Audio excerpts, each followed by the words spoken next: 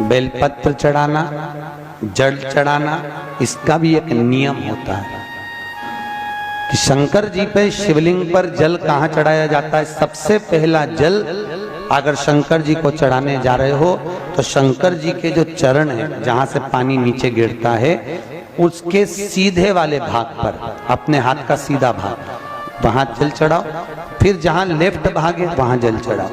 जहां शंकर भगवान का शिवलिंग रखा हुआ है, तीसरे नंबर का जल वहां चढ़ाना चाहिए। चौथे नंबर का जल भगवान शंकर के शिवलिंग पर चढ़ाना चाहिए। पांचवें नंबर का जल ऊपर अगर जलाधारी लगी हो तो उसमें चढ़ाओ। नी हो जलाधारी तो भगवान शंकर का जहां नंदी बैठा है, नंदी का एक पांव ऊंचा रहता है, उस पांव के पास में जल चढ़ाना चाहिए। पांव जल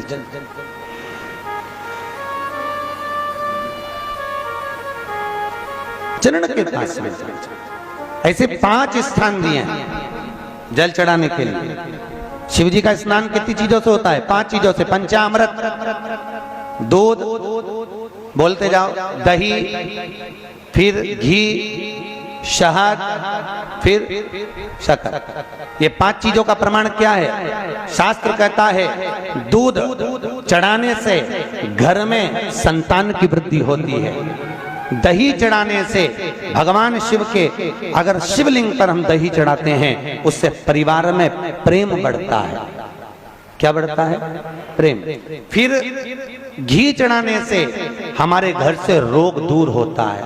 शहद चढ़ाने से, भगवान शंकर पर जो शहद चढ़ाया जाता है, वो चढ़ाने से घर में संपदा की वृद्धि होती है। और 5वें नंबर पर भगवान को शक्कर, खांड, जो आप जानते होंगे, शक्कर आदि पिसी हुई चढ़ा देने से, शिव जी को चढ़ाने से हमारे घर के बच्चे जिद्दी नहीं होते।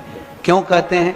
जो बच्चा जिद्दपन करता हो, जो बच्चा जिद्दी रहता हो, तो क्यों कहते हैं कि अवधूतेश्वर महादेव का नाम लो और उसके हाथ में शक्कर की कटोरी देकर शंकर जी पे चढ़वा दो, बच्चा कभी जिद्दपन नहीं करता। अवधूतेश्वर महादेव का नाम लेकर सोमवार की अष्टमी के दिन चढ़ाया जाता है।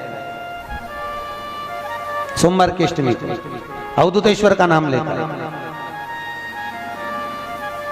क्यों कहते हैं? जो बच्चा बार बार बीमार पड़ रहा हो, बार बार सर्दी हो रही हो, बार बार बीमार पड़ रहा हो, खांसी चल रही हो, बार बार हॉस्पिटल लेकर भागना पड़ रहा हो बच्चे को, छोटा सा अगर बच्चा है, 8 साल के अंदर बच्चा है और बीमार ज्यादा पड़ रहा है, तो आटे का दिया बनाओ, 4 बत्ती रखो, उसमें तिल्ली का तेल डालो, अवधूतेश्वर महादेव का नाम लेकर बच्चे के ऊपर से 21 बार उतारो और किसी चौराहे पर ले जाकर रख दो। जिंदगी में बच्चा कभी बीमार नहीं पड़ेगा, बच्चा स्वस्थ रहे, आनंद में रहे, आनंद में रहे,